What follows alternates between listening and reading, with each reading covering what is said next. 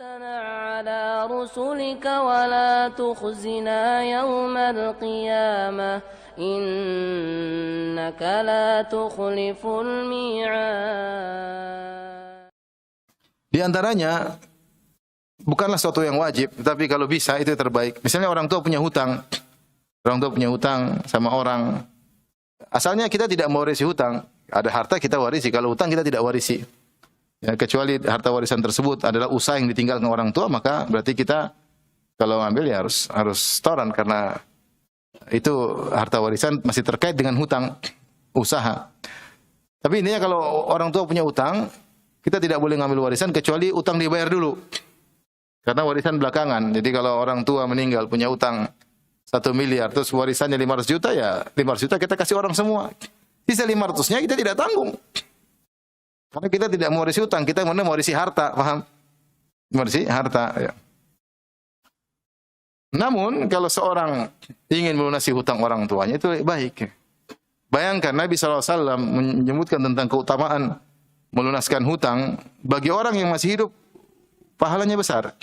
Seperti Nabi SAW bersabda dalam hadisnya, wa habbul a'mali ila Allah sururun tudkhilu ala qalbi muslim. Amalan yang paling dicintai oleh Allah adalah rasa kebahagiaan yang kau masukkan dalam hati seorang muslim. Kemudian Rasulullah jelaskan lagi, au tatruda anhu ju'an, atau kau menghilangkan rasa lapar dari perutnya. Au takshifa anhu kurbatan, atau kau hilangkan penderitaannya. Au taqdiya anhu dainan, atau kau lunaskan hutangnya. Bayangkan ada seorang terlilit hutang, ya, dia sampai pusing. Ya. Sebagian orang terlilit hutang bunuh diri.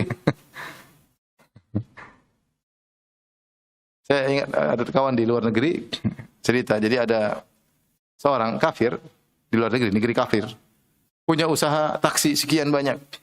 Tahu-tahu masuk taksi-taksi online, kemudian dia rugi, dia bunuh diri. Dia bunuh diri.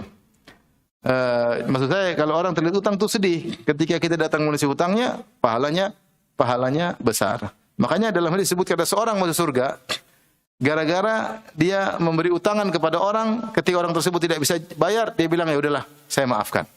Ketika di akhirat kata Allah, maafkan dia sebagaimana dia belum memaafkan banyak orang. Tajawaz anhu, maafkan dia sebagaimana di dunia dia maafkan orang-orang yang dia hutangi.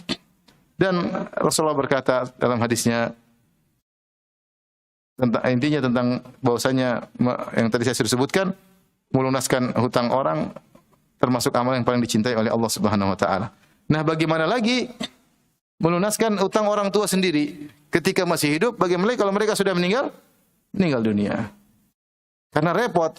Meskipun tidak wajib ya. Saya katakan tidak wajib. Orang tua punya hutang ya, kalau dia punya hutang aset-asetnya disita untuk bayar hutangnya. Tapi kalau kita mau melunaskan utang orang tua, maka itu yang lebih baik, termasuk karena dia berjanji, tentu dia berjanji kepada orang yang saya akan lunasi, ternyata tidak lunasi. Nah, di antara bentuk menunaikan janji orang tua adalah melunasi hutangnya kalau bisa. Dan saya ketemu beberapa orang, saya ketemu seorang ada, dia punya uang banyak tapi dia tidak nikah. Ketika saya tanya, kenapa kau tidak nikah? Saya masih nanggung hutang orang tua saya, Ustaz. Saya belum mau nikah. Ada, saya pernah ketemu orang seperti itu, luar biasa, Masya Allah. Ya. Kalau nggak salah sekarang sudah menikah ya. Mudah-mudahan hutang sudah lunas.